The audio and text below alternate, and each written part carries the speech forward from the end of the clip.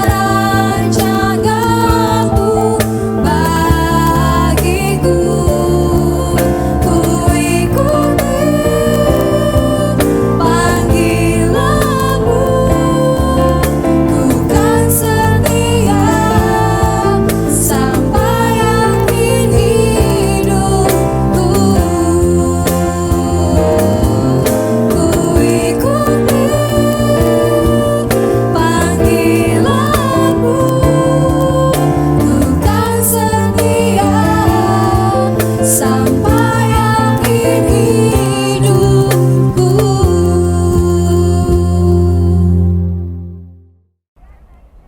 Shalom Bapak Ibu yang dikasihi oleh Tuhan. Kita akan mendengarkan firman Tuhan, namun sebelumnya mari kita satukan hati kita satu di dalam doa, kita berdoa. Bapa di surga, kami sungguh bersyukur pada saat ini Tuhan atas waktu yang Tuhan berikan kepada kami untuk kembali merenungkan firman Tuhan. Berkati kami sehingga firman Tuhan boleh terus hidup di dalam kehidupan kami menjadi serupa dengan gambaran Kristus. Di dalam nama Tuhan Yesus kami berdoa, amin. Bapak Ibu yang dikasihi oleh Tuhan, tema yang diberikan kepada kita pada hari ini adalah jangan menjadi saksi dusta. Yang terambil dalam Keluaran pasal 20 ayat 16. Di sana dikatakan, janganlah mengucapkan saksi dusta tentang sesamamu. Bapak Ibu yang dikasihi oleh Tuhan, ketika kita berbicara tentang saksi dusta, maka kita akan membayangkan sebuah tempat di dalam persidangan di mana ada orang yang tertuduh dan ada saksi di sana. Nah, saksi di sana ada yang berkata jujur dan ada juga yang berkata bohong. Nah, mengucapkan saksi dusta di tengah-tengah situasi seperti itu adalah sebuah kejahatan yang sangat besar. Kenapa? Karena di sana ada sumpah. Karena itu jangan pernah mengucapkan saksi dusta di dalam situasi seperti itu. Hal yang kedua yang bisa kita pelajari dari hukum ke-9 ini yang menyatakan jangan mengucapkan saksi dusta tentang sesamamu, bukan hanya berbicara tentang suatu tempat di persidangan, tetapi juga berbicara tentang keadaan dalam kehidupan kita sehari-hari, yaitu jangan berdusta apapun situasinya, apapun kondisinya, jangan pernah berdusta. Apa itu dusta? Dusta adalah suatu kebohongan yang kita ucapkan yang tidak sesuai dengan fakta yang ada. Ketika kita ditanya kamu dari mana, kita mengucapkan, oh saya dari toilet, padahal kita berada dari tempat yang lain. Itu menunjukkan bahwa kita sedang berdusta. Berdusta dalam kehidupan sehari-hari dibagi menjadi dua. Yang pertama dalam kata-kata dan yang kedua dalam perbuatan-perbuatan kita. Ketika kita berbicara tentang dusta dalam kata-kata tadi seperti yang saya sebutkan sebelumnya, kita mengucapkan kata-kata yang tidak sesuai dengan fakta. Tetapi ketika kita berbicara tentang perbuatan, maka dusta dalam perbuatan adalah ketika misalnya saya anak sekolah lalu saya nyontek, di situ adalah salah satu tindakan dusta dalam perbuatan. Atau saya membuat tanda tangan palsu atau hal-hal yang lain yang bisa saya lakukan yang bertentangan dengan yang seharusnya, maka itu saya sedang berdusta di dalam perbuatan saya. Alkitab mengajarkan kita jangan pernah berdusta. Tetapi dusta menjadi sebuah budaya di dalam kehidupan zaman sekarang. Kenapa manusia bisa berdusta? Kita akan kembali kepada natur manusia. Ketika manusia diciptakan dalam keadaan yang sempurna. Tetapi ketika manusia jatuh ke dalam dosa, maka dusta menjadi bagian di dalam kehidupan manusia. Semua manusia pasti melakukan dusta dan itu sudah melekat di dalam diri manusia. Natur dosa akan membuat semua orang berbuat dusta. Karena itu siapa dan bagaimana solusinya supaya kita tidak berbuat dusta atau berkata-kata dusta? Kita harus dilahirbarukan dahulu. Baru kita bisa untuk berkata-kata jujur dalam segala keadaan. Fitnah juga adalah dosa dusta di dalam perkataan. Fitnah bukan cuma sekedar berkata dusta, tetapi kita sedang merusak nama baik seseorang. Karena itu jauhkan fitnah. Fitnah itu sangat besar dosanya di mata Tuhan dibandingkan ketika kita berdusta untuk hal-hal yang biasa. Salah satu contoh di mana kita berdusta dalam perkataan itu adalah fitnah. Tetapi terkadang dalam situasi dan kondisi tertentu, kita akan sulit mengucapkan kata-kata jujur apabila keadaan sangat mendesak kita. Salah satu contoh kita akan berpikir bagaimana dengan kondisi kalau saya ada sebuah ucapan kita bisa berbuat baik untuk berbohong untuk mendatangkan kebaikan dari ucapan kita, dari dusta kita bisa mendatangkan kebaikan. Alkitab mengatakan dalam Roma 3 ayat 8, ketika engkau mengucapkan dusta untuk mendatangkan kebaikan, engkau sebaiknya dilenyapkan dari tengah-tengah bangsamu. Artinya apa? Tidak ada dusta yang dibenarkan sekalipun itu berbicara soal dusta untuk mendatangkan kebaikan. Tidak ada yang kita sebut dengan bawang putih. Orang Kristen itu tidak menghalalkan segala cara untuk mendatangkan kebaikan. Tetapi orang Kristen diajarkan untuk selalu berkata jujur apa adanya seperti yang terjadi. di lain pihak, terkadang juga kita didesak dengan suatu kondisi di mana ada sebuah ancaman. Ada sebuah ancaman di mana kita harus berkata bohong dalam keadaan tertentu. Dan seringkali orang-orang yang berkata bohong dalam kondisi ini seringkali membenarkan perbuatan itu. Karena itu untuk menyelamatkan nyawa, itu untuk kebaikannya, itu untuk menolong dirinya. Sehingga dia berkata jujur, misalnya berkata bohong, misalnya di dalam perang atau di dalam kondisi-kondisi yang lain. Dan itu sangat berbahaya. Tetapi kita perlu memikirkan kembali, apakah memang kita diizinkan untuk berbohong dalam kondisi seperti itu? Sekali lagi, Alkitab hanya mengatakan bahwa dusta itu dilarang. Kalau kita belajar dari tokoh-tokoh Alkitab, ada seorang tokoh yang perlu kita renungkan, Samuel, ketika dia akan mengurapi Raja Daud. Dia pergi mengurapi Raja Daud, tetapi Tuhan memerintahkannya bukan cuma sekedar mengurapi Raja Daud, tetapi memberikan persembahan kepada Tuhan di dalam situasi itu. Lalu Saul bertanya kepada Samuel, apa yang kamu lakukan di Bethlehem? Lalu jawab Samuel, aku mempersembahkan korban kepada Tuhan. Bapak Ibu yang dikasihi oleh Tuhan, Samuel tidak menjawab semua apa yang dilakukannya. Tetapi Samuel menyembunyikan separuh dari kebenaran dari peristiwa yang terjadi. Kenapa? Karena orang jahat tidak perlu untuk mengetahui semua kebenaran yang terjadi. Maksud saya seperti ini, terkadang kita tidak perlu menceritakan semua kebenaran di dalam kondisi-kondisi yang sulit. Tetapi kita bisa memberitahukan kebenaran atau hanya sebagian dari kebenaran tersebut untuk menolong kondisi tersebut apabila memang kita benar-benar terancam. Tetapi apabila memang kondisinya kita akhirnya harus mati, maka kondisi itu tidak bisa dihindarkan. Kita mungkin berpikir begini, kalau saya berbicara dusta, kalau saya berbicara jujur, maka saya akan mati. Kita lupa satu hal, bahwa Allah berdaulat di dalam segala sesuatu. Kita mati atau hidup itu di tangan Tuhan, bukan di tangan kita atau bukan di tangan orang-orang yang akan membunuh kita, tidak. Saya memberikan satu contoh kasus kepada kita. Ada seorang tokoh bernama Kim Duk-so yang bekerja di sebuah rumah sakit sebagai administrator di Daegu di Korea. Beliau ditangkap oleh komunis bersama dengan ayahnya yang merupakan seorang gembala gereja Presbyterian, sudah melayani selama 42 tahun. Dan mereka akan dihukum mati esok harinya. Namun pada malam harinya sebelum mereka dihukum mati, komandan dari tentara komunis ini datang menemui Kim Duk-so, lalu bertanya kepada dia, apakah engkau seorang Kristen? Kim Duk-so yang selalu berkata jujur sejak kecil dan selalu ingat dengan pernyataan ayahnya bahwa harus berkata jujur, dia menjawab, iya, saya adalah seorang Kristen. Apa yang terjadi kepadanya?